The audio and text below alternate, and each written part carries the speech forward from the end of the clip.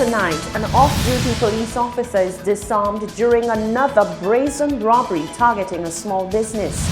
The tale of two lawsuits, one filed by the Prime Minister, the other filed against him. And Andre De Carey says at last the goal of decriminalization and legalization of cannabis is in sight for St. Lucia. We have the details of these stories and more coming up. This is the Hot 7 Nightly News with Lovelace and Amy Joseph. Good night. It is Wednesday, the 13th of November, 2019. Welcome to the Hot 7 TV Nightly News on Flow Channel 117, also being simulcast on KISS FM, on our website www.caribbeanhottv.com, and on our free Caribbean Hot FM mobile app. I'm Lovely St. Amy Joseph. Thank you for joining us. Armed bandits have struck again. Patrons were inside Twist Bar in Grand Riviere when men entered the establishment from the back. The men robbed patrons and made off with cash and a weapon from an off-duty police officer. Solange Alfred begins our reporting. Popular local business located in Grand Riviere, Corinth, Twist Bar, fell prey to armed robbers on the night of Tuesday, 12 November. According to reports, one of the gunmen came with a shotgun. It has also been reported the criminals relieved an off-duty police officer of his weapon. The late-night robbery at Twist Bar saw patrons of the popular dive being relieved of their personal belongings as well. Superintendent of Police with responsibility for territorial policing, George Nicholas, confirms the reports and says criminals have seemingly upgraded their modus operandi. Well, I can confirm that it was reported that about 1 a.m. this morning, two masked gunmen entered the establishment and made their way with a cash register with an undisclosed amount of money, and also an off-duty police officer who was at the establishment at the time was relieved of his firearm. Obviously, the criminals have stepped up the game as it relates to committing crime, and it's time now for the police, on the other hand, to step up ours, and we need to respond to those incidents of criminal activities with more aggression and more forcefulness, so that we can have the desired outcome that we're looking for. Twist Bar has become the latest victim in a string of armed robberies being carried out on local businesses. The unscrupulous actions of brazen criminals has left many promoting the need for business owners to become licensed firearm holders. The owner of Twist Bar declined to comment. As for the latest robbery, it is currently being investigated. Reporting for Hot 7 News, I am Solange Alfred. The Superintendent of Police with responsibility for territorial policing is sending out an important message to people, particularly business people, who are considering arming and protecting themselves with firearms. The superintendent says whilst anyone can apply for a licensed firearm, strapping up does not exempt one from the responsibilities attached to owning a gun, nor does it make one invincible. Rochelle Gonzalez tells us more. A growing spate of violent crimes against business persons and business places, which have been targeted by bandits, has sparked up the conversation surrounding whether it would be wise for business owners to arm themselves with firearms and whether special allocations should be made to allow expeditious issuance of gun licenses. On Saturday, the 5th of October, Lawrence Marsland, a Vieux-Fort businessman, was shot and killed during a robbery. Just over 1 month later, on Saturday, the 9th of November, 76-year-old Monrepo resident Andrew Joseph, who was also a businessman, was shot during a robbery. He died at hospital days later. After speaking to a number of individuals, some felt the need to own a firearm as they believed this would be the best way to counteract any attacks from bandits. On Wednesday, the Superintendent of Police with responsibility for territorial policing, George Nicholas, indicated that whilst this might be the knee-jerk reaction to the crime trend, it is not necessarily the best idea. There is a process for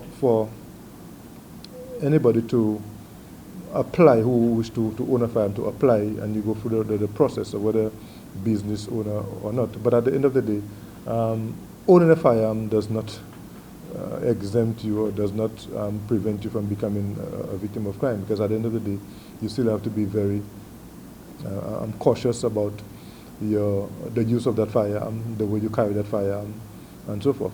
The superintendent said the police are also playing a role in the fight to protect businesses and their owners. We're also working closely with the Chamber of Commerce, the business community, to try and find ways in which we can assist them and they can assist us in bringing down the crime rate, especially those targeted at business owners.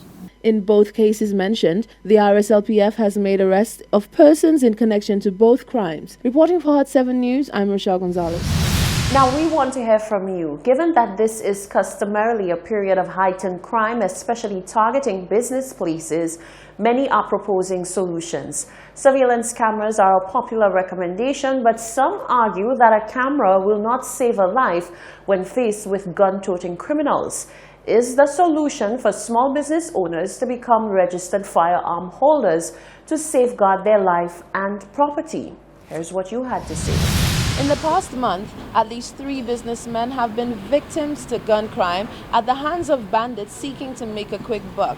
At least 2 of these men have succumbed to their injuries, including the late Andrew Joseph, who was robbed and attacked on Saturday and died from his injuries on Monday evening. So today we're asking you, the members of the public, should business owners be allowed to carry licensed firearms to protect themselves and their businesses?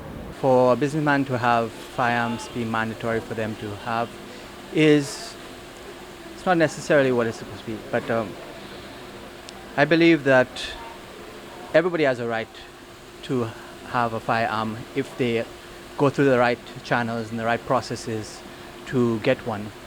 And it is ever so more. There are difficult times ahead, difficult times that have come by, and we need to protect ourselves. So it's important that we have the right to choose if we want a firearm or not. As for businessmen, I don't think we're exempted from, and we need to be treated any special from anybody else, but I do believe that if somebody, as a businessman, applies for a firearm, they should probably be given a priority, or they should be given special consideration, being that they perform certain tasks in society, such as provide jobs, and they are a group of people who are at risk more than others. Yes, I believe that business owners should be given, the firearms man to protect themselves, because at the rate there too much bad things happening, too much, you understand? Everybody working for the money, you understand? And you have people, they don't want to do nothing at all and just figure like you're going to just sit down and just take that. You check it? Personally, I don't think that every business person should even think or entertain the thought of, hey, I should apply for a firearm. This is just one of the measures that one can use to protect their property and assets, because lo and behold, when these guys come on to you, fear creeps in, fear cripples you. What do? Some of these guys, they come at you, they take even your firearm, and then what are you left with? That's another gun that's out there on the streets. Besides, we business people have to also think of ways and different strategies that we can use to safeguard ourselves, our businesses, our properties, our family, put certain things in place in terms of security features and systems to help safeguard us at the ending of the day. I mean, you have to do things, in a strategic way. You don't have to do everything the same way all the time. You need to know how to manipulate your daily task and make it safe for yourself, not just by having a firearm. Because, at the end of the day, no one can tell you don't apply. Anybody can apply for it. But have you met the requirements, number one? And also, having a firearm, it might just attract more to you. So I don't think it is necessary that every business person should have a firearm or apply for a firearm. Just put certain things in place, measures that would basically deter criminals. That's it. And they'll always be there. It's just that we have to know how to handle them and do what is necessary for us as business persons. I believe they need training. Businessmen need to be patient too, because somebody will be doing something and they just really act. But I think they should need a lot of training by the police and a lot of investigation before the police grant them a firearm. I believe because a lot of nonsense is going on in St. Lucia right now. And the crime is escalating right now. I believe the government should step in and start stamping out crime. Les pionniers, parce que tout le monde connaît que mon quand travaille ouais pour t'aider souvent avec les fini mon quand bloquage surtout que ça il a tout le monde. Comment ça sur moi même. You should definitely have protection at your place. You should definitely have protection at your place. All right? It's not now you should have actually had your protection. You should be entitled to actually apply for your license every sense and get it. Well, you just heard their thoughts on the matter. Join us next time where you can get a chance to have your say. Reporting for Hot 7 News, I'm Rochelle Gonzalez. Meanwhile, the executive director of the St. Lucia Employers Federation, Joseph Alexander, says this situation necessitates government intervention. Solange Alfred tells us more. Crime and violence being perpetrated on the business community during the final months of the year has heightened fear moving into the Christmas season. The most recent untimely death of Monrepo business owner Andrew Mr. Moeng Joseph, who was fatally shot at his mini-mart, has placed a microscope on the disturbing trend of brazen robberies being perpetrated against local businesses. Executive Director, St. Lucia Employers Federation, Joseph Alexander, says a collective effort by the business sector should ignite government's involvement in addressing the issue of businesses being seen as sitting ducks. Every Christmas it happens. I think the business community really need to approach the government for the key reason being for security purposes. Government may have to look at providing some incentives so security equipment can be brought in which would assist the businesses. So for example, not only CCTV cameras, right? Government could also allow alarms, etc., to come in duty free. I don't know if that's done now, but I would strongly suggest to government that they go some way in assisting, particularly the small businesses. Alexander notes Christmas culture on island promotes heavy shopping, which is viewed by criminal elements as an opportune time to act unlawfully. At Christmas time, it's our culture in St. Lucia that even if you are broke the whole year, at Christmas time you must have some money to spend. So it's a cultural thing, right? What aggravates it even more is that the businesses at Christmas time, they earn more money, they earn more revenue. So normally during the year, a thief may decide it's not worth my while to go inside of there. But now at Christmas season, because of the additional revenues earned by businesses, they will come in. And definitely the government has to go some way in assisting the business community. A cashless system of transactions is outlined by Alexander as the ideal solution for keeping criminals at bay. However, he notes even the best solutions are not without their own unique setbacks. This would solve almost all the problems.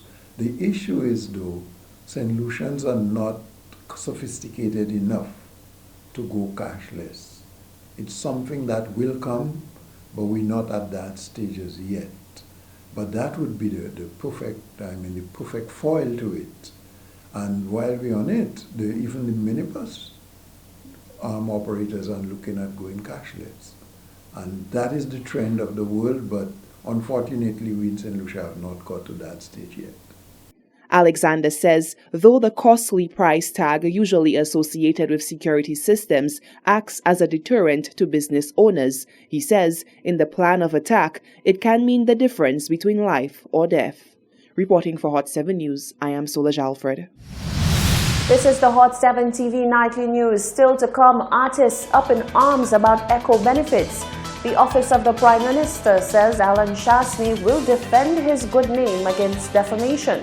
Anthony Astafan speaks on progress of a case of defamation against Prime Minister Alan Shastney. That and more when we return.